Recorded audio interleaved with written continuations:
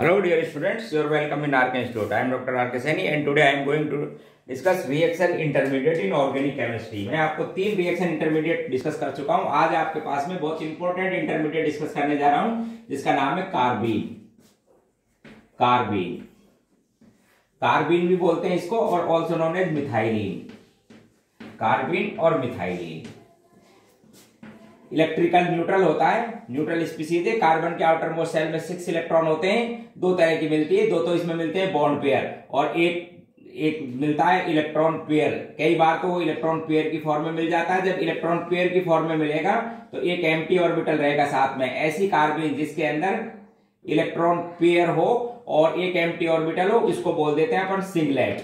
दो तरह की होती हैं, एक तो सिंगलेट और एक इस तरह की कार्बीन होती है जिसके अंदर दो तो ये बॉन्ड पेयर हैं, दो तो बॉन्ड पेयर हैं और एक एक इलेक्ट्रॉन अलग अलग ऑर्बिटल में मिलता है, तो उसको बोल देते हैं ट्रिपलेट। कुल मिलाकर बात हुआ कि कार्बन की आउटर मोस्ट शेल में 6 electron and hence both are electron deficient, electrically neutral and reactive due to incomplete octet. ठीक है। अच्छा, इसकी बात की जाए सिंगलेट की, it is diamagnetic in nature because all electrons are exist in form of pair. तो इसलिए जो सिंगलेट कार्बन की बात की जाए डाईमैग्नेटिक, इसकी बात की जाए paramagnetic because 2 unpaired electron. Spin multiplicity unpaired electron 1, इसलिए आपके पास में स्पिन मल्टीपल्सिटी 1 और यहाँ पर स्पिन मल्टीपल्सिटी कितनी हो जाएगी 3, क्योंकि स्पिन मल्टीपल्सिटी का फॉर्मूला है number of unpaired electron plus 1 इसकी उसकी 3। इस पर बात की जाए हाइब्रिडाइजेशन स्टेट की तो sp2, देखो दो बॉन्ड पेयर एक लॉन पेयर sp2 और sp2 के अंदर जो एंगल होगा 120 के आसपास होता है, लेकिन लॉन पेयर की वजह से थोड़ा कम हो जाता है 103 डिग्री का एंगल। इसमें बात की जाए तो इस पर हाइब्रिडाइजेशन sp, क्योंकि आप देखो इसमें ये जो दोनों unpaired electron exist in separate orbitals and hence sp hybridization, bond angle 180 degree. तो ये तो इनके इंट्रोडक्शन हुए। अब इनका फॉर्मेशन और इनकी रिएक्टिविटी के बारे में बात करता हूं। एक बार वापस बता देता हूं, कार्बन क्या है? Electron deficient species in which 6 electron present in the outer most shell of carbon and they are also 2 types, singlet and triplet. Singlet की definition when both electrons exist in form of pair in an orbital, therefore such type of carbon carry empty orbital. Triplet, both electrons are separately present in separate orbitals and has sp hybridization, therefore 2 unpaired electrons are there. तो ये इसके बारे में। अब इसका formation देखो, formation of carbon की किस केस में सिंगलेट बनती है और किस केस में ट्रिपलेट बनती है। तो अब आपको समझा देता हूं, सुनिए। फॉर्मेशन ऑफ कार्बन,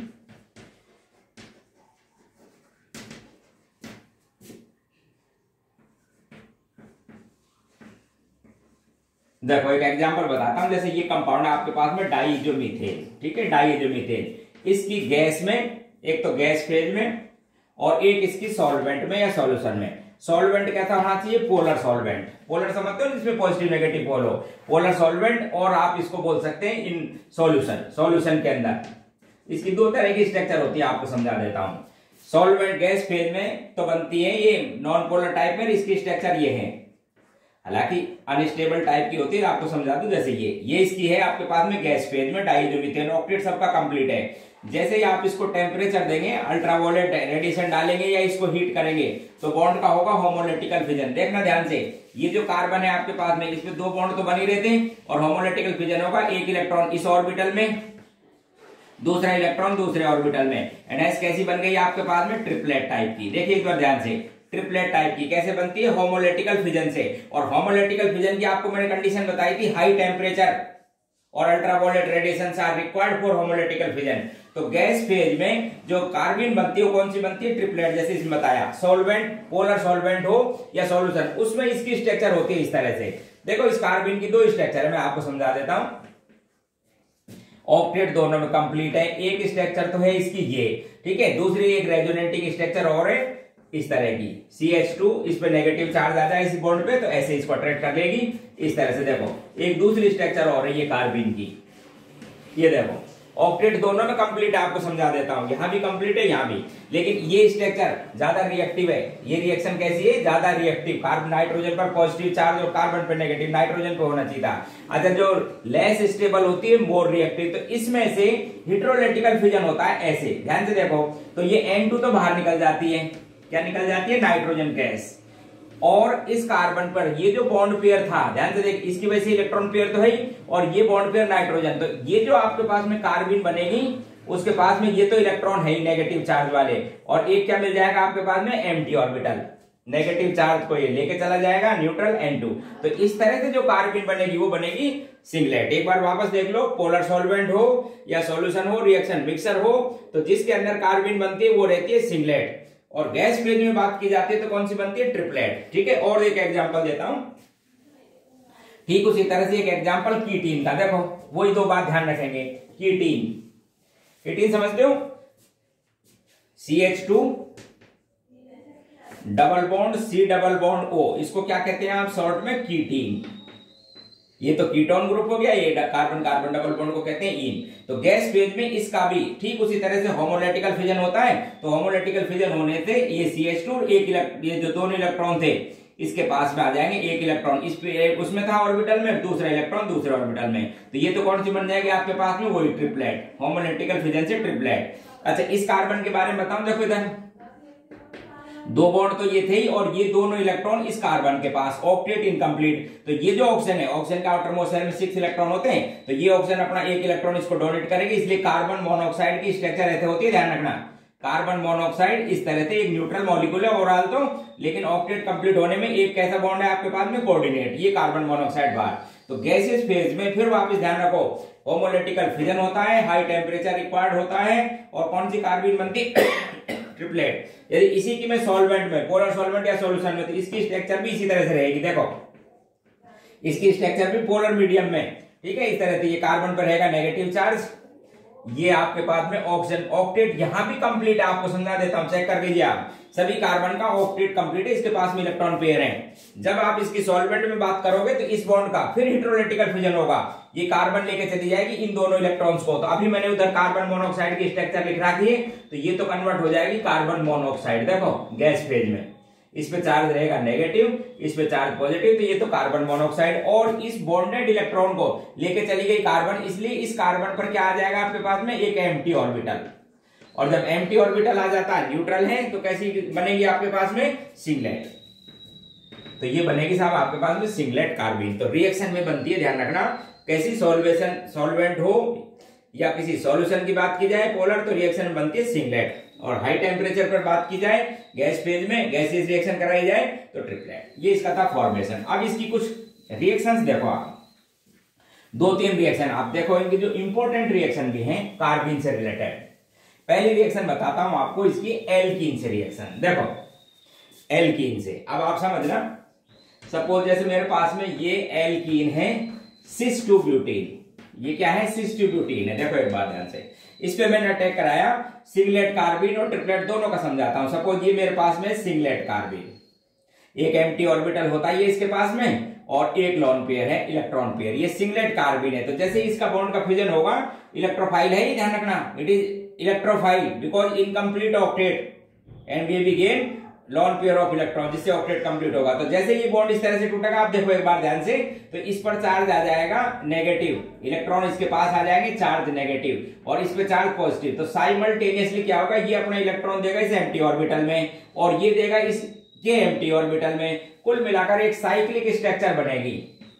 क्या बनेगी, साइक्लिक स्ट्रक्चर, इस तरह से देखो एक ऐसे बॉन्ड बनने लग जाएंगे, साइक्लिक स्ट्रक्चर बनेगी। इस साइक्लिक स्ट्रक्चर बनने के बाद में फाइनली प्रोडक्ट में कन्वर्ट हो जाएगी इस तरह से। इसलिए जो एल्कीन का जो भी ओरिएंटेशन था वो रिटेन रहेगा। ध्यान से सुनने वाली बात, एल्कीन का जो ओरिएंटेशन था क्या रहेगा, रिटेन। सपोज ये कैसी थी आपके पास में, सिस 2 ब्यूटीन, तो प्रोडक्ट भी आपके पास में बनेगा सिस, क्या बनेगा, सिस 1,2 डाइमिथाइल साइक्लोप्रोपेन। क्या बनेगा, सिस 1,2 डाइमिथाइल साइक्लोप्रोपेन। किसमें, यदि आप रिएक्शन कराते सिंगलेट कार्बिन से तो। और यदि ये ट्रिपलेट होती, देखो एकदम ध्यान से, यदि ये ट्रिपलेट होती तो क्या बनता, समझिए आप। ट्रिपलेट कार्बिन की बात करता हूं, ध्यान सुनो, ये ट्रिपलेट कार्बिन में क्या खास बात होती है, 2 अनफिल्ड इलेक्ट्रॉन होते हैं सेपरेट ऑर्बिटल में। और कैसे बनती है, होमोलेटिकल फिजन से। इसलिए इस बॉन्ड का भी आपको होमोलेटिकल फिजन करना होगा। होमोलेटिकल फिजन करने से एक इलेक्ट्रॉन इसके पास आएगा और एक इसके, तो एक को शेयरिंग होगी इस तरह से। देखो एक बार, ट्रिपलेट कार्बिन की जब रिएक्शन कराएंगे एल्कीन से, तो होमोलेटिकल फिजन होगा बॉन्ड का। और होमोलिटिकल फिजन होने से फ्री रेडिकल के करैक्टर आएंगे कार्बन पर, देखना तो करैक्टर आएंगे फ्री रेडिकल के। इधर देखो, जैसे ये तो बन गई है, एक कॉन्फिगरेट इलेक्ट्रॉन बचा हुआ है, इसके पास भी इसके पास भी फ्री रेडिकल के करैक्टर आए। अब आपको पता है कि फ्री रेडिकल में जब सिंगल बॉन्ड है तो वो अपनी एक्सिस पर रोटेट भी कर सकता है, डायरेक्ट ये भी बन सकता है एक रोटेशन से, इसलिए दो प्रोडक्ट बनेंगे। यदि इसी तरह से बात की हमने तो एक प्रोडक्ट तो ये, एक तो सिस बना, जैसे सिस थी तो सिस बना, डायरेक्ट कॉम्बिनेशन करा दे एक इलेक्ट्रॉन का, और दूसरा इसको रोटेट किया यदि मैंने तो ऐसे बना, देखो ये H आ जाएगा ऊपर और ये CH3 इस तरह से, और ये जुड़ जाएगा CH2। तो ध्यान रखने की बात है कि यदि ट्रिपलेट एल्कीन का कार्बिन का आप अटैक कराते हो तो दोनों कॉन्फ़िगरेशन बन सकते हैं, यानी सिस भी बनेगा और ट्रांस भी बनेगा, दोनों ओरिएंटेशन पॉसिबल। और यदि आपने सिंगलेट कराई थी तो जो भी एल्कीन होगी वही कॉन्फ़िगरेशन आएगा साइक्लो एल्कीन पर, cis 1,2 cis dimethyl cyclopropane and trans 1,2 dimethyl cyclopropane, both are obtained. और देखो एक रिएक्शन, इंपॉर्टेंट रिएक्शन है कार्बिन की, जैसा आप रिएक्शन कराते हो राइमर टीमान रिएक्शन, देखो एक बार फिनॉल की रिएक्शन है क्लोरोफॉर्म से, इधर देखिए फिनॉल, इसकी रिएक्शन क्लोरोफॉर्म से एन एल्कलाइन मीडियम, जिससे क्या है कि प्रोडक्ट बनते हैं, दो बनते हैं वैसे तो, ऑर्थो हाइड्रोक्सी बेंजल्डिहाइड जिसको सैलिसाइलडिहाइड भी कहते हैं, और पैरा हाइड्रोक्सी बेंजल्डिहाइड जिसका वैसे कोई कॉमन नेम नहीं है, लेकिन मेजर हाइड्रोजन बॉन्डिंग की वजह से ये बनता है, इसमें क्या हो जाती है हाइड्रोजन बॉन्ड बन जाता है इसके साथ, इसलिए मेजर प्रोडक्ट ये होता है। इसके अंदर इंटरमीडिएट स्पीसीज कार्बिन। अब देखो आप ध्यान से, ये क्लोरोफॉर्म, ये क्या है क्लोरोफॉर्म, एल्कलाइन मीडियम, तो एसिडिक हाइड्रोजन बाहर निकल जाएगा और सबसे पहले कन्वर्ट हो जाएगा ये ट्राइक्लोरोमिथाइल कार्ब एनायन में, minus I effect stronger halogen का charge negative, size expand, NH easily बाहर निकल जाएगा क्लोराइड आयन, और ये कन्वर्ट हो जाएगा आपके पास में डाइक्लोरोकार्बिन में। किसमें कन्वर्ट हो जाएगा डाइक्लोरोकार्बिन, सॉल्यूशन के अंदर है, इसलिए कौन सी बनेगी सिंगलेट, एक एम्प्टी ऑर्बिटल तो था ही, एक इलेक्ट्रॉन ही लेके चला जाएगा, सिंगलेट कार्बिन बनेगी। इलेक्ट्रोफाइल, अब क्या करेगा ये फिनॉल, फिर इलेक्ट्रोफाइल है न्यूट्रल इलेक्ट्रोफाइल, ये फिनॉल की ऑर्थो और पैरा पोजीशन पर अटैक करेगा, ठीक है, ये तो इसका फॉर्मेशन था, ortho para position, ortho para directing है, इसलिए एक बार तो ऑर्थो पे जोड़ेंगे एक बार पैरा पर। तो अब जब इसका अटैक होगा ना ऑर्थो पैरा पे, देखो सपोज वैसे मैं आपको समझा दूं कि ये क्या है एनायन की फॉर्म में मिलता है बेसिक मीडियम में, इसमें एनायनिक फॉर्म में मिलता है, तो जब आप इसका ऑर्थो पैरा पोजीशन पर अटैक कराएंगे, इलेक्ट्रॉन है इसका, इस तरह से सपोज ये शिफ्ट हुआ, इस नेगेटिव को एक इलेक्ट्रॉन यहाँ डोनेट करोगे, ऐसे बनेगा। देखो थोड़ा बता रहा हूं इसकी मैकेनिज्म, बाकी मैकेनिज्म तो आपको समझा दी कि ऑर्गेनिक में इनकी अलग से अपन ने देखेंगे।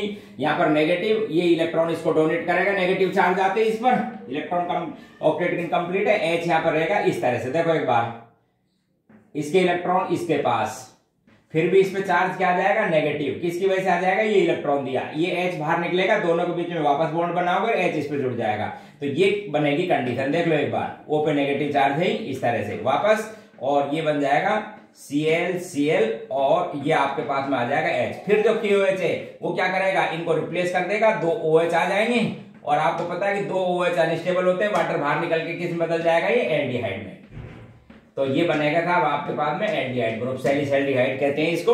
तो ये थी इसकी राइमर टीमान रिएक्शन। ठीक इसी तरह से एक और रिएक्शन है, इंपॉर्टेंट भी है, उसमें भी कार्बिन ही बनती है इंटरमीडिएट, इस रिएक्शन का नाम था राइमर टीमान रिएक्शन।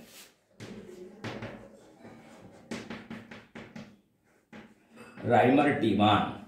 एक और बताता हूं इसकी रिएक्शन, आइसोसाइनाइड टेस्ट है, जो पर्टिकुलरली प्राइमरी अमीन की रिएक्शन है, उसमें आइसोसाइनाइड भी टेस्ट कहते हैं उसको, और कार्बाइल अमीन रिएक्शन भी कहते हैं। देखो एक बार प्राइमरी अमीन देते क्लोरोफॉर्म के साथ रिएक्शन है, उस रिएक्शन का नाम एक तो आइसोसाइनाइड टेस्ट ही बोलते हैं, आइसोसाइनाइड टेस्ट, और क्या कहते हैं उसको कार्बाइल अमीन रिएक्शन, कार्बाइल अमीन रिएक्शन। ये भी क्या है कि प्राइमरी अमीन की है, प्राइमरी अमीन में भी एलिमेटिक और एरोमेटिक, बेंजीन ये एनिलीन भी हो सकती है, प्राइमरी अमीन रिएक्शन कराते हैं इसकी भी उसी तरह से क्लोरोफॉर्म और एल्कलाइन मीडियम में की वजह से। तो अभी आपको बताया था कि इसके अंदर इलेक्ट्रोफाइल क्या बन जाएगा, डाइक्लोरोकार्बिन, सॉल्यूशन है पोलर सॉल्वेंट है, ध्यान से देखो, इसलिए क्या बन जाएगा आपके पास में डाइक्लोरोकार्बिन। Electron deficient. कौन सा बनेगा डाइक्लोरोकार्बन? सिंगलेट टाइप का, ध्यान रखें आप, सिंगलेट टाइप का। अब ये इलेक्ट्रोफाइल है और ये जो नाइट्रोजन इस पे लॉन पेयर है तो ये न्यूक्लियोफाइल है। सबसे पहले इलेक्ट्रोफाइल और न्यूक्लियोफाइल, ये नाइट्रोजन इसको इलेक्ट्रॉन डोनेट करेगी, देखना इसको इलेक्ट्रॉन डोनेट करेगी, इसके एम्प्टी ऑर्बिटल में इलेक्ट्रॉन डोनेट करेगी तो इस पर आ जाएगा नेगेटिव चार्ज। एक बार देख लो, ठीक है। इसने इलेक्ट्रॉन इसको डोनेट किया, इस पर आया नेगेटिव चार्ज, दोनों के बीच में शेयरिंग हो गई, लोन पेयर अभी भी इसका है। अब आपको पता है कि nitrogen high electronegative element, positive charge bear नहीं करेगा, कार्बन पर नेगेटिव चार्ज और जुड़ा हुआ है माइनस आई इफेक्ट का स्ट्रॉन्ग ग्रुप, दोनों ये बाहर निकल जाएंगे। इसी तरह एक HCl बेसिक मीडियम है, बेसिक मीडियम आपने डाल रखा है तो ये HCl बाहर निकल जाएगा और प्रोडक्ट क्या बनते हैं यहाँ पर? Isocyanide. Offensive smell, bad order होने की वजह से इसको टेस्ट बोलते हैं, आइसोसाइनाइड टेस्ट या कार्बाइल अमीन उनका नेम है, ध्यान रखना। आइसोसाइनाइड के लिए सफिक्स क्या लगाते हैं? कार्बाइल अमीन, तो ये उसका नाम हो जाएगा। तो ये रिएक्शन थी कार्बाइल अमीन से रिलेटेड या कार्बिन से। अगली क्लास में और बात करेंगे। Thank you.